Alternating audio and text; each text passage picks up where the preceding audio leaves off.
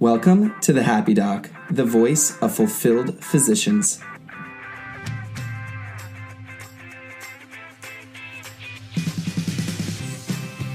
This show is about bringing inspirational, creative, successful, and happy health professionals to you. Get ready to learn how you can be a happy doctor too.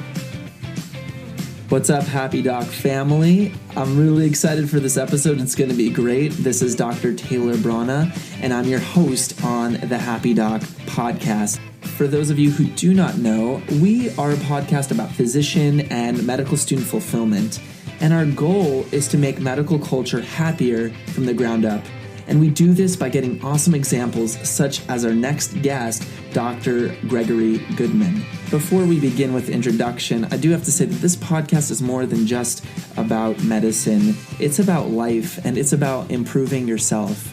It's about feeling fulfilled in any work that you do. So even if you're not in the medical space, you're going to get something out of each episode.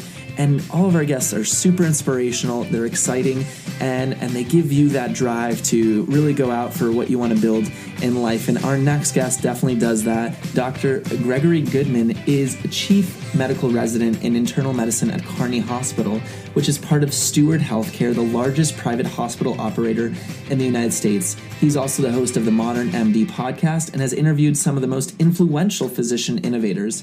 Previously, he served as an Innovation Fellow at Remedy Partners, the episode of Care Company, and was responsible for physician quality performance and clinical technology innovation. During medical school, he co-founded CEO in a Box, a custom venture incubator focused on developing and training young leaders and visionaries. And I want you to check out physiciansummit.com, which is one of his latest ventures that he's gone out and created. Essentially, what you can find on this website is learning about what it takes to be a physician entrepreneur. And there's different learning tools that you can go up, sign up, and learn about how to build yourself. What are the skills you need to be an entrepreneur? What is the mindset? What are the up-and-coming things that are in medicine, and how can you learn about that and really take charge in solving problems? You're going to learn about that on the physiciansummit.com website. In this conversation, we're going to learn a lot about Dr. Gregory Goodman. First, we're going to start off by learning why he went into medicine. Then we're going to move on to how he did not go into that, quote, well-worn path. He went a very unusual route, and we're going to learn about it. Then we discuss the conversion point between physicians and physician entrepreneurs. What is that conversion point, that thing that changes you from a physician to physician entrepreneur? We then discuss the importance of quick speed of action as an entrepreneur. We talk about Dr. Goodman's struggle with severe dyslexia and how it has been one of the greatest blessings in his life. We then finish with a discussion about what he's learned from running his Modern MD podcast and a tip he has for the listeners today. Without further ado, let's kick off this episode.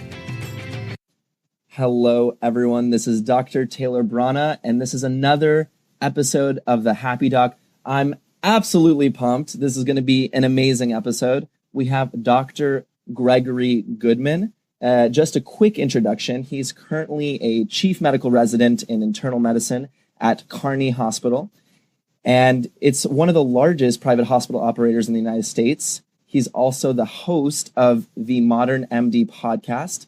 And we're going to dive into that. It's going to be really amazing to get to know about his podcast guests. The other thing I want to mention is he is going to run a physician summit. It's a summit that brings together physician entrepreneurs that share their journey to inspire the next generation of physician innovators. Dr. Goodman, I know you're involved with a lot of stuff in the space of entrepreneurship, in the space of innovation, and this is going to be a great conversation. Can you say hello to the listeners today? Taylor, super pumped to be on the Happy Doc podcast. Love your mission, love your work, and really excited, hopefully, to inspire many doctors to not only enjoy what they do, but really be passionate and be happy every day and kind of love the journey and love their work and the mission. So super pumped to be on. Awesome. I'm looking forward to this. So to start us off, I want to ask you first, what was first for you, being an entrepreneur or being excited about medicine? So it was definitely being excited about medicine. I'll tell you a little bit about my journey. So I don't know when exactly it started that I wanted to be a doctor, but I remember maybe around 12. I was one of those weird science kids that was like, hey, this doctor thing seems like a good idea. So I kept exploring. At 15, I played tennis in the summers, and I also got to volunteer with a neurosurgeon. That's right. Wow. I'm a primary care doctor. So we went a little bit on a different path, but I spent 3 summers actually in a neurosurgery group in Houston. And then from there was able to kind of explore. I'd go to the operating room and kind of pick surgeries. And mind you, I was like 15, 16, and 17 with my buddy, and we were seeing like every surgery. It was crazy. And so, through that process, I then, kind of applied to school. And this particular doctor was involved in kind of global health and, went out and did some trips to Honduras and Guatemala. And so I actually, during my first and second summer in, medical school, went out to Honduras and Guatemala for 2 weeks. And it was a super cool experience. We were the only healthcare this, kind of rural group got for a whole year. And there were thousands of people that came. And so that kind of got me inspired in terms of kind of a social enterprise opportunity. I said, well, there's just got to be a better way. People deserve access 24/7 to medical care. And I'm actually originally from South Africa. So I came up with this. I know. I came up with this crazy idea as a junior in college that I wanted to start a healthcare clinic out in Africa. And I landed up, this is kind of where the entrepreneurial thing came in. I pitched one of the board members at, I went to Brandeis in Boston, which is kind of a small school focused on science. Sure. I pitched him on a 1-page paper, $150,000 to build a clinic in Africa with no other plan other than that. That was your first pitch? That was my first pitch ever. That bold move, $150K. 150K. I'm 21 years old.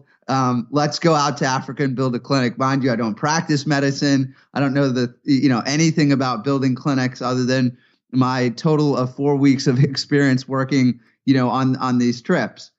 Wow.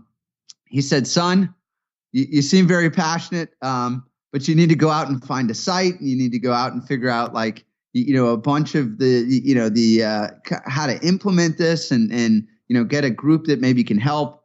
So I took some of his advice, and he actually landed up funding a trip. For me, I landed up partnering with a group called I Fund Africa, which was run by an emergency medicine doctor that was building out, kind of healthcare in Ethiopia. He kind of loved the concept. And so long story short, I was able to, he paid for me to fly out to Ethiopia. I met the health minister, and we launched a small little rural clinic about 250 kilometers from the main city, helping to train up the community health workers. And it just kind of all started with an idea. Yeah. And it was a whole team. So that's one of the most important things I learned with that kind of experience was that to accomplish your goals and your dreams, oftentimes it's really having the right people around the table, knowing what you don't know, and kind of partnering to get there. So then I went into medical school. I actually was pretty fortunate. I got accepted into medical school. I did an early decision acceptance. I went to Tufts in Boston when I was a sophomore. So I don't know why they accepted me, but probably because I had all this crazy experience and could sell them on a vision. Wow. And so went through medical school, and my roommate at the time was a friend from college, and he was actually in dental school, had built and sold a company. Wow. I was like, whoa, what is going on? How did you get matched up with someone essentially like you, who is very forward thinking? I don't know. I just think it's crazy. So me and him were friends. So that was the good news. Okay. And then we had 2 other so we were friends from college, but had never kind of worked on anything together. And he was going to the dental school and I was going to the medical school. And we said, why don't we live together? We kind of know some of the same people. And we both knew that we had done different things. And so every night, as I'm sure you can, remember in the first few years of medical school, you are grinding through the books, and, learning the material. And at night, we would just sit down and talk about ideas. And we both kind of he had built and sold a company. It was called Dormaid, which was the first student college service provider. Wow. All the laundry, pickup and delivery, all that stuff. And they had built it up to 200 schools and sold it. Wow.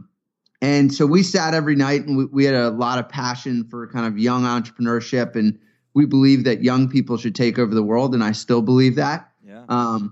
And so we founded a company in 2009 called CO in a Box, which was basically to build the framework to help young entrepreneurial leaders build companies. And we put all the back end and all the services. We raised a little bit of money, and we basically went out to some of our neighbors around here at MIT and other places and started partnering with super smart people to build companies. Wow. And so we built some small little companies, which he continues to run. And I finished up medical school and kind of caught the bug of, and we can go into this on a longer conversation, but saw the future of kind of where healthcare was going in terms of the new payment models and technology, and decided not to go into residency. I did not take the dean's advice. I went on my own path and actually joined a healthcare startup in New York City doing bundle payments as an innovation fellow. Wow. So I skipped residency, went to fellowship first, and then joined them for 2 years, helping them to build out their technology and their quality program and their care delivery model, and then decided to go back into residency. And I'm in internal medicine, finishing up in 4 months, and pretty excited to kind of do both. Wow. So congratulations, first off. What an amazing journey. Something I really liked first, right off the bat, as you're talking about everything, is how it almost sounded in a way, and you can comment on this, you had a little bit of naive thinking in that you thought you could just do it per se, and you went for this idea. But then as you started to keep going at this process, I'm sure you got a lot better at it. The other thing I'm really liking as I'm hearing this is how unusual your path is. And we comment on this a lot, but everyone thinks you got to go college to medical school to residency to attending, and then you build yourself. Can you comment on that? And what was your thinking or building, or why did you, go into that fellowship or change things up for yourself? Yeah, no, I love that. I think it's really easy, like you said, to kind of go that very well-worn path, especially in medicine. It's all set up, and your colleagues will look at you like, what are you doing? The next step is X. And so I think for me, and you probably kind of heard it a little bit through the journey, but I really kind of follow my curiosity and my passion. And I'm okay to go alone. And I'm okay to, kind of dive in and say, hey, I don't really know what's going on, but we'll just figure it out. Wow. And I think the biggest thing that I would say to your listeners is that most of the time, none of us know what we're doing. Even the most successful people, they're still learning, growing. And I think that's the biggest thing I've learned is just go out there, start doing stuff. And over time, kind of the right people, the right opportunities will present themselves. Wow. When I made the decision not to go to residency, that was a really tough decision.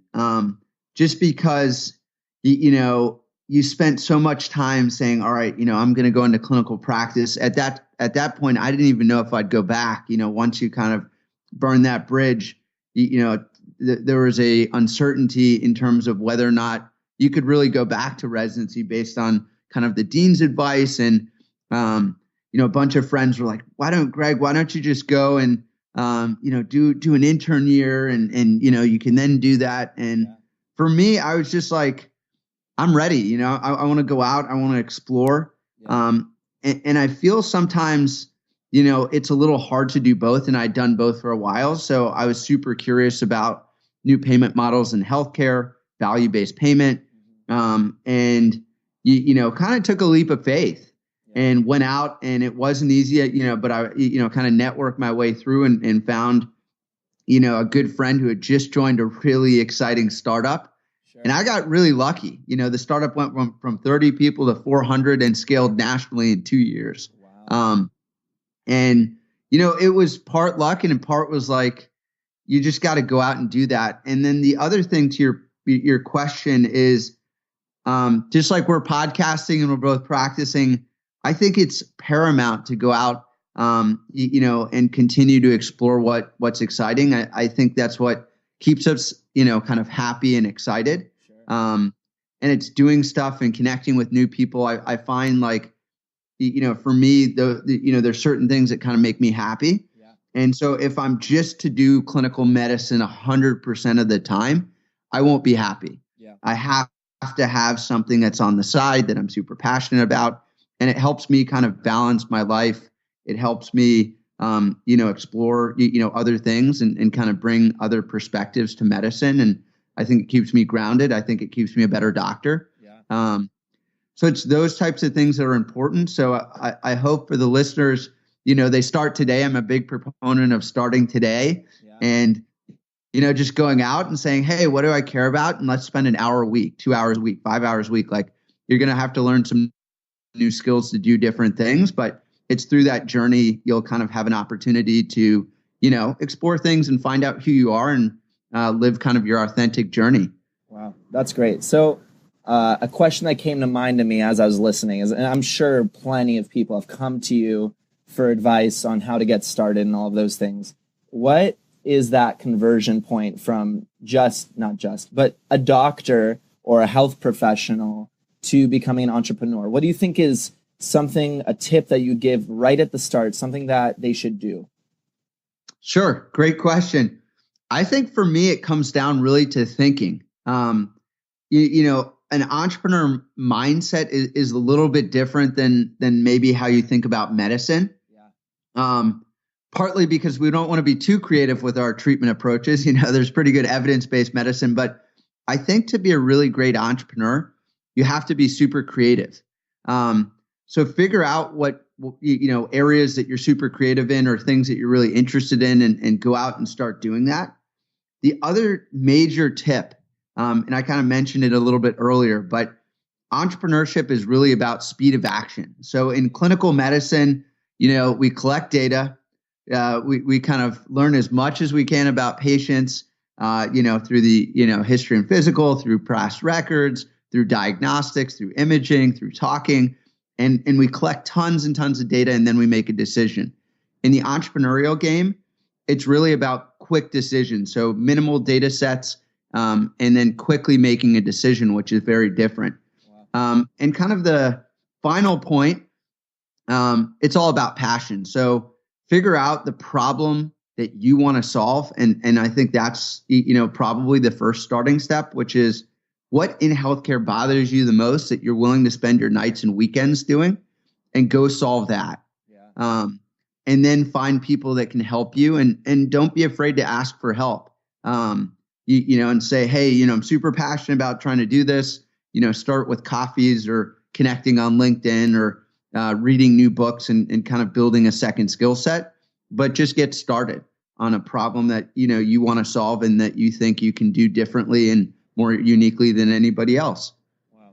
So I want to highlight a couple of things you said there, and I want to dig a little deeper. So one was you mentioned speed of action, and the other concept you kind of dropped was passion. So first, why is it so important to have quick speed of action in the entrepreneurial world? Sure. So, in business, people are moving quickly. So, your competition's moving every day. And I think it's really important to have a sense of urgency about, what you're doing and, to really just get out there and start doing it. Because just as in the podcasting game, if you wait another 10 or 15 years to get started, there might not be an opportunity. Yeah. versus if you get started today and say, all right, I'm a little bit early. There's not that many physicians podcasting. It's still an opportunity that's relatively new. I can become pretty good at it. So I think that's really important in terms of just actually getting out and doing that. So you have to think, in the terms of the business world, that the competitive landscape over time gets harder to innovate. Just like, in 2009, if you had a little healthcare app compared to, 2018, you really have to be super innovative and have something really, really special to go out and raise money versus in 2009, if you were super early and just had some basic communication app for healthcare that was secure, you might have been able to raise. So I think that's the importance, is that you just have to go out and do that. And I think a lot of people are held up in terms of, either fear of not knowing what's going to happen or the next steps. Yeah. And so, speed of action is just also important to say, all right, I'm going to just get, learning, because as you kind of go through the process, there's just new doors that you open. I'm sure with podcasting, you start off, you're like, I don't even know what tools. Yeah. And then you start figuring out what tools to use, and you start figuring out ways to scale it and streamline it. And, you won't understand that process until you just get moving. So that's why I'm a big advocate of just saying, hey, I have an idea. Obviously, don't quit your day job as a doctor, but, go out and start doing it on nights and weekends and take some time away and, kind of have it as a little, side gig and go from there. Sure. And so I want to talk about opportunities in terms of being a doctor and having something like a side gig, right? So you mentioned speed of action, taking action and building something, going towards a sense of curiosity, something you're interested in, solving a problem in that area. Do you think right now, as we're having this conversation, there's still a huge amount of opportunity for doctors to join in this field, start a podcast, start vlogging, any of these types of things? Do you think it's still worth it at this point? I would say 110%. I think the online space in terms of branding and personal branding with physicians is still relatively new. I think I'm relatively forward thinking. I only recently started an Instagram, so, that's, wow. and I'm not that, I'm in my early 30s. So, I was like, all right, man, I got to get going on the Instagram thing. And I was pretty early on podcasting, I'm doing the online summit and video. Yeah. I think there's a lot of opportunity, podcasting, video, personal branding.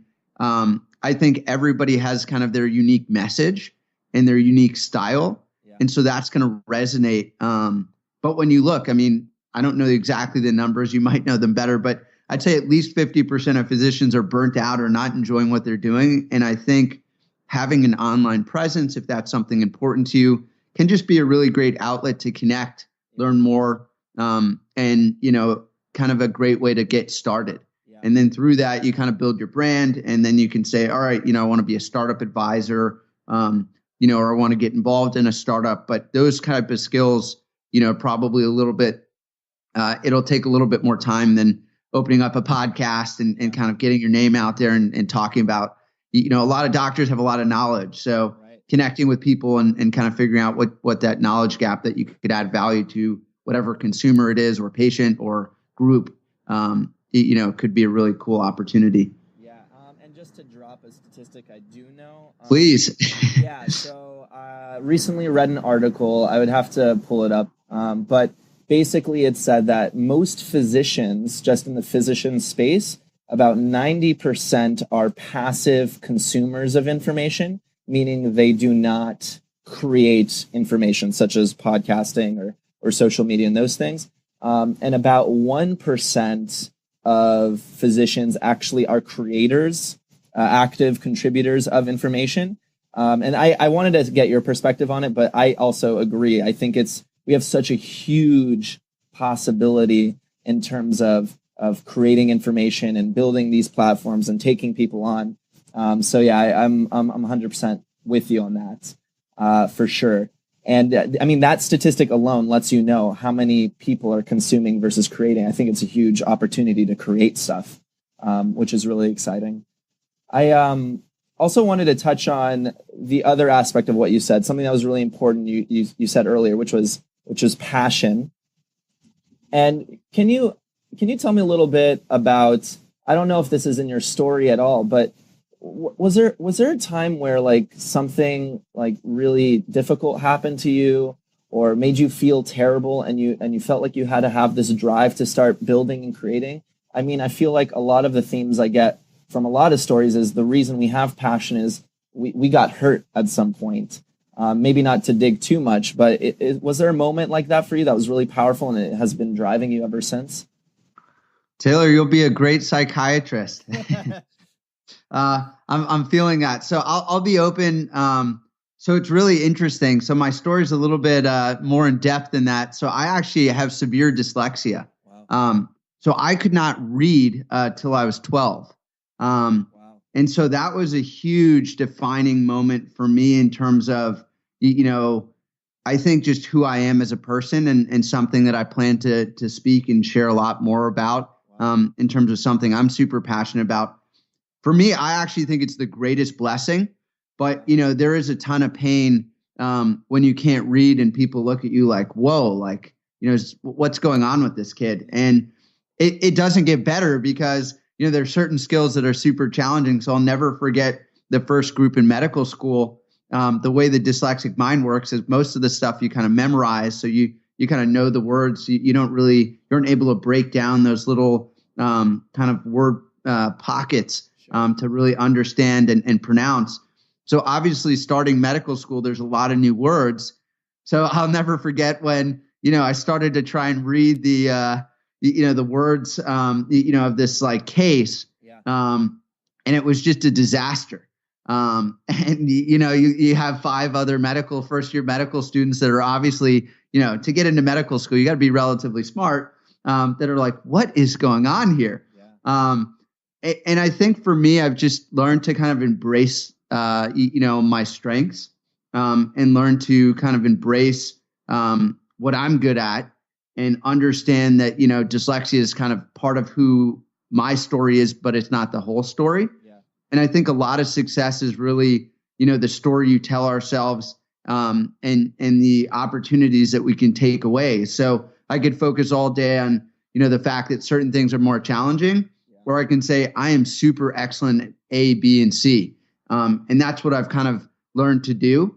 And I think that's probably where my drive came from, was the fact that, I did go through a struggle, like you mentioned, and, through my own kind of process, have developed my own skills and my own ways of doing things. Yeah. And I think that's also probably why I was more open to exploring journeys, and going down my own path, and not being afraid to fail. Yeah. And I think that has kind of been, a strong part of who I am and something that I do plan to share. And, really hope that, a lot of the listeners that are listening know that, no matter what the struggle is, I think there's always kind of a path. And, for me, I always believe that like impossible is nothing, and you just have to go out and kind of build your dream and be super lightning focused on that and figure out the skills that you're great at and partner with the people that are much better, at doing certain things. So, when I write or do anything like that, I have somebody help me with my editing, and, there's just lots of ways to get around it these days to put out your message. So that's why I think I'm more attracted to podcasting and video. Yeah. It's much more of a natural medium for me to connect with people. Wow. What an amazing story there. I want to thank you so much for sharing that. You didn't have to. I didn't know about that before this conversation. And,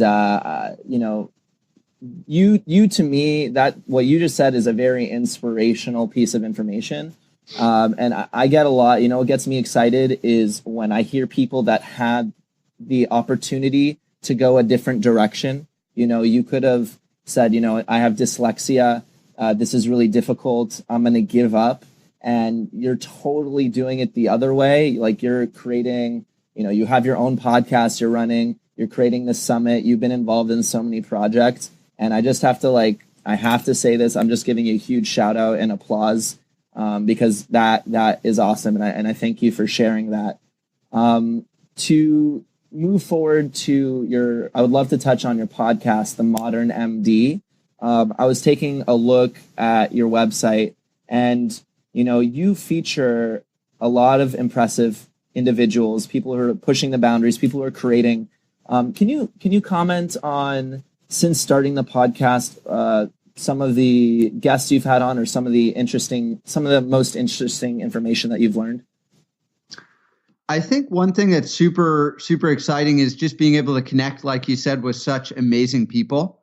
I would say one of my favorites, and he is a good friend and somebody we work with, or I work with pretty closely, but Dr. Wynn Whitcomb, he is one of the co-founders of the Society of Hospice Medicine, and he's been really just a great friend.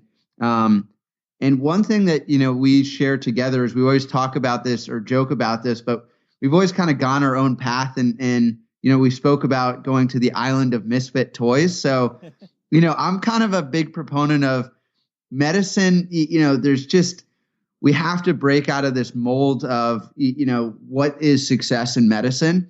And I really hope that people will go to the island of misfit toys and say, this to me is success. And so he built, the largest, I think, or fastest growing subspecialty hospice medicine. And he's really leading the charge in terms of value-based payment. We have another guest on there who is a really, really fascinating guy for the listeners to go check out, is Dr. Jordan Schlein. He is a super innovative primary care doctor out of Silicon Valley. Yeah. He's a big-time concierge doc and just, really super passionate about moving the boundaries and, physicians having a voice. He runs a bunch of, platforms online, really incredible guy.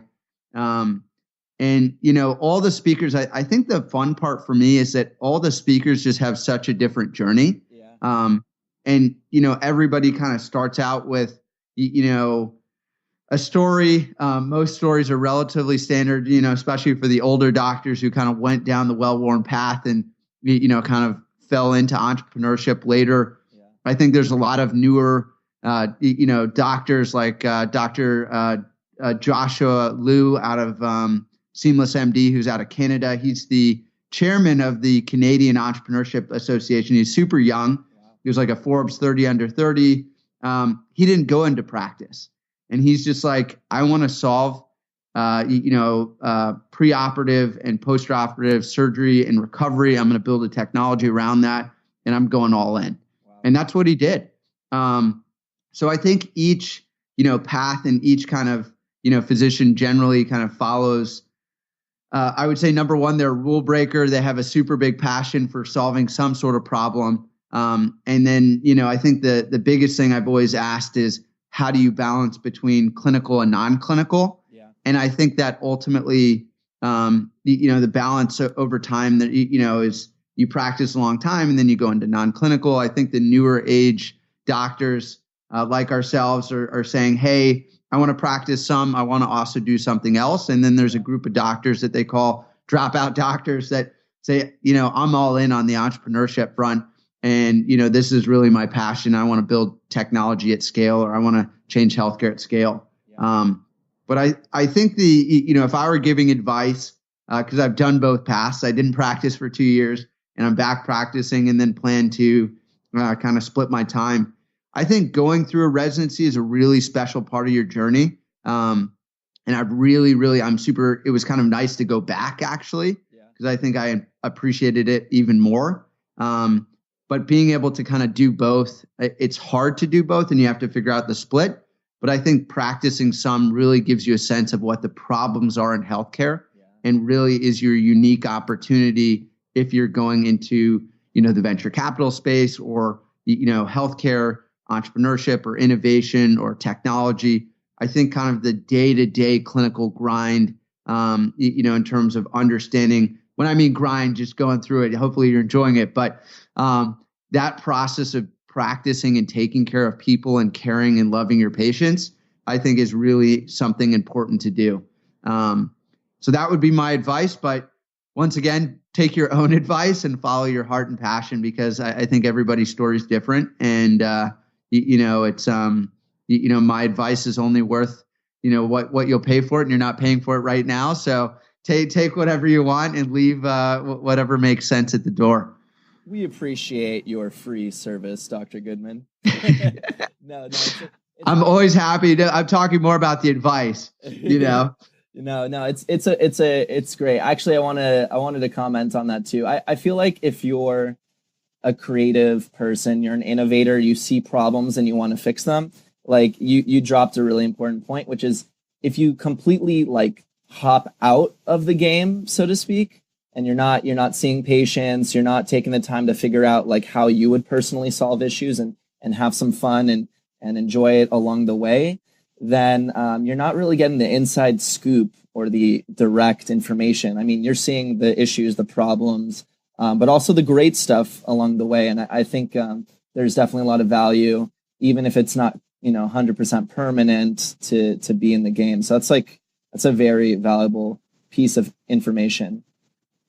Talking about innovation, again, you have a lot of medical innovators on your podcast, and I'm sure you encounter them a lot in what you do. What are some of the innovations or creative projects you're really excited about and that are up and coming?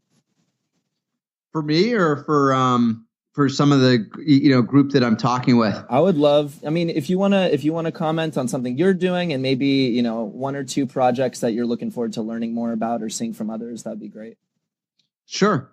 So, I think my next big passion is kind of the home, and I'll explain that. So I think the biggest thing in where healthcare is going, is really out into the community and out into the home. And even when I chose my residency, I didn't go to a big academic center. For me, right now I see the community and the home as the biggest opportunity. So I did that. Yeah. And I think that was awesome. And so for me, I think the next big opportunity, probably 5-10 years, is really thinking about how we can deliver hospital level care in the home when patients are sick. And then how we can take care of patients 365 days. And that's not through, a traditional sense of like face-to-face. I mean, there's always going to be a beauty of doing that. Yeah. But I think technology is really allowing us to connect at a deeper level in terms of, building more short-term, even like what we're doing. Say, we're doing a video visit. I'm checking in on you 3 to 5 minutes. Hey, Taylor, what's going on? I think there's going to be more checkpoints. So basically it's a high touch, high tech approach. And I think like that's the big opportunity. For those of you that are, really looking the value-based payment space, the bundle payments, they're going through a new wave. The accountable care organizations, kind of understanding how we pay for care and then how we deliver care, especially for those, medical students and residents, I think will put you ahead of the game in terms of the entrepreneurship space. And then the other thing is I'm really fascinated by voice. Me and you are super into podcasting, but I think voice is probably the most natural way to connect. And so whether it's voice, artificial intelligence, chatbots that live in patients' home, that are kind of like a smart Alexa. There's some groups doing it like Buoy or Ada Health out in the UK and Germany. I think to me, those are some interesting ways to, connect. Yeah. But I think it really comes down in I think really the key driver is people and culture and innovation. So I think it's young doctors that are passionate about doing things differently, but the heart and soul is really how do we better care for patients? How do we help them get the care they need? And ultimately, how do we put ourselves out of business, which is how do we keep you so healthy that you don't need us or we're checking in more in a relationship bond. Oh my God, I love what you just said there. So to me, that's, it's funny because I'm finishing up and I'm getting my first attending job and I'm trying to put myself out of business. Yeah. But I think that's the ultimate goal, which is I want to be your friend. I want to support you on your healthcare journey. I'll be there when you're sick. I'll also be there when you're healthy. And my goal is to keep you most of the time healthy and, less of the time sick, and, personalize the way you want to be treated to help you kind of live your greatest life, right? I think doctors, that's what we're here to do. We're here to serve and help people. But I think how we do that is really, the art, hopefully, of where we're going. Amazing. I love what you just said there. I think that concept of, for example, like if you're working and you realize you're maybe, what's what I'm looking for? If you're working and you're not trying to put yourself out of business, aka you're not trying to heal and do the best job you can, there's a problem there. And I love that comment you just said. We should put ourselves out of business. Not that we actually want to put all doctors. Unfortunately, we will never. I know, right? It's a good goal to try. And that in that sense, like at least you're trying to say, all right, like let's keep the healthy patients healthy. Let's keep the patients that are in that orange.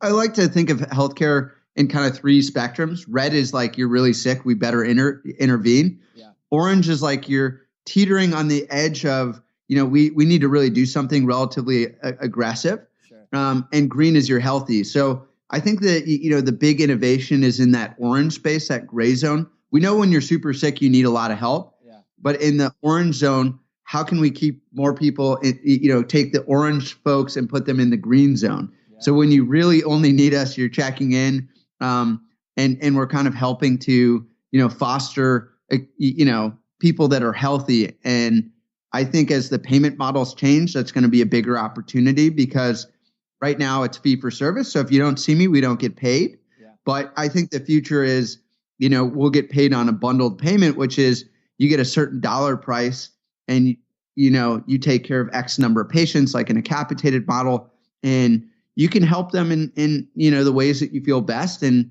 you'll get rewarded for keeping them healthy, which is the goal. Yeah. Wow. I love that. That's great. No, and I'm excited to see how things develop. It's going to be an interesting time for sure. And I love, some of the comments you're saying. So, Dr. Goodman, what do you think it takes to be fulfilled as a physician? That is a super tough question. I know. I think a lot of us choose the profession based on kind of wanting to heal, wanting to take care of people. And I think, like, for me, when I always think about my true north is taking care of people and serving, it makes the long hours and some of the harder things that we do more enjoyable. And so I think for me, it's really, loving, the interactions that you get with your patient, forming that bond, having empathy, having love for what you do. I think that's what brings me a lot of joy and fulfillment in the work. And then beyond that, I want to be able to do that at a larger scale. So how can, I impact, I guess populations or multiple large groups of people. And so I think it's a balance between the day-to-day, one-to-one, beautiful, art of taking care of people. And then on a bigger healthcare delivery scale, figuring out systems and processes to innovate that make sense to kind of drive that true north, which is, taking care of people and helping them feel better. So I think that's what's most meaningful to me. Great. Wow. So I think we're going to be closing out our conversation for today, but there's a couple things I want to touch on before we go. One is your physician summit. I would like people to hear about this because I think, if we're going to make big changes, we need to be coming together and connecting with really great examples, such as what we're doing with podcasting. So can you give people some details on that and how they can reach you? Awesome. Yes. So the Physician Entrepreneur Summit is we're on a mission basically to inspire the next generation to solve healthcare's biggest problems. So a lot of what we're talking about. And I felt the best way to do that is to provide a framework or a platform, for people to kind of watch and learn from experts.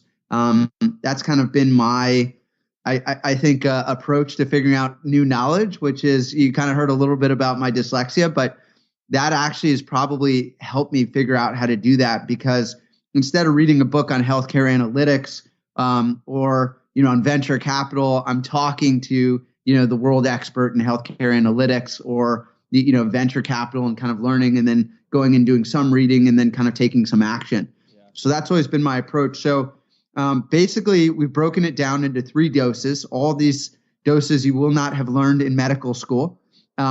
So the first dose is business residency. So what does it take to kind of start a company? How do you raise money? How do you get started? Some kind of core focus on building your team.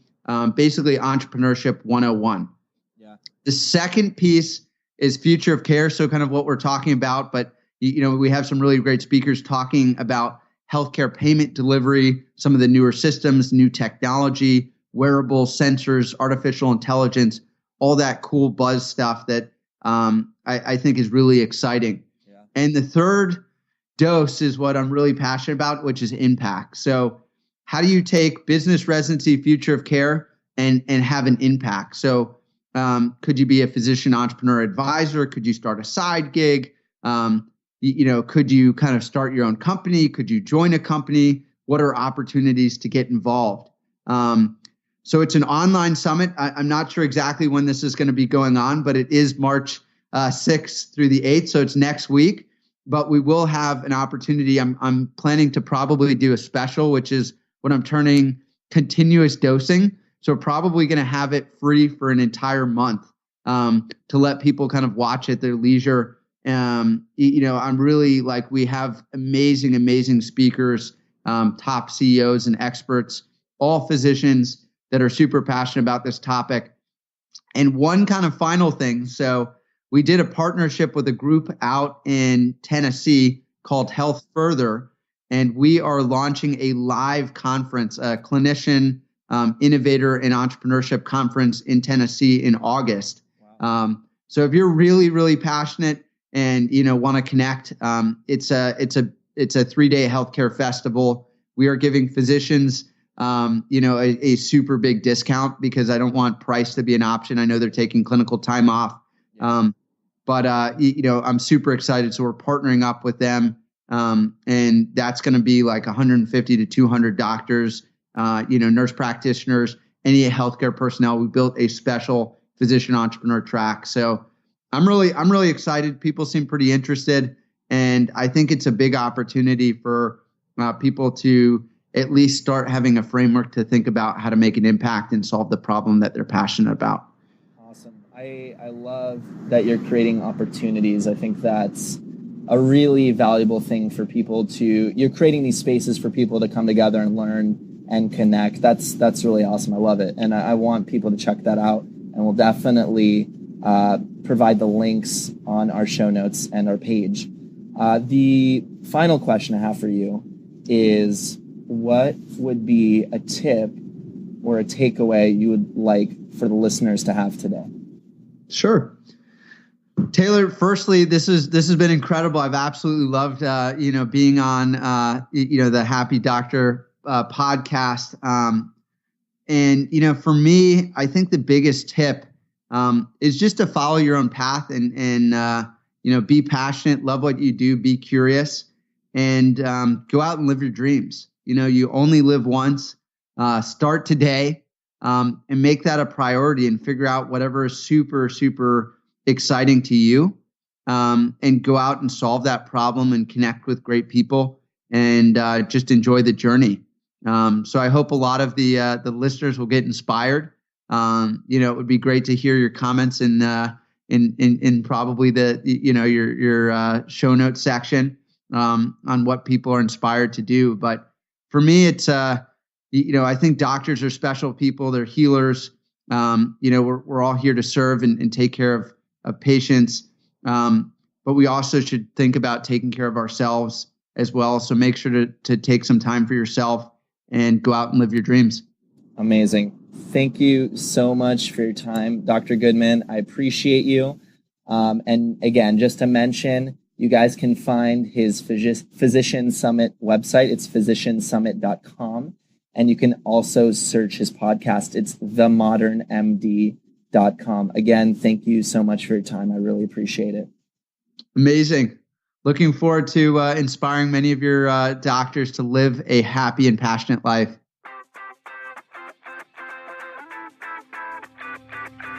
Thank you so much for listening to the Happy Doc Podcast, the voice of fulfilled physicians. If you enjoyed the episode, please drop us a like, comment, and share. Share us through the social media channels we have on Facebook, Twitter, and Instagram. The handle is at Happy Doc Podcast. That's at Happy Doc Podcast. You can find our website at www.thehappydoc.com. Again, thank you so much for listening to the Happy Doc, the voice of fulfilled physicians.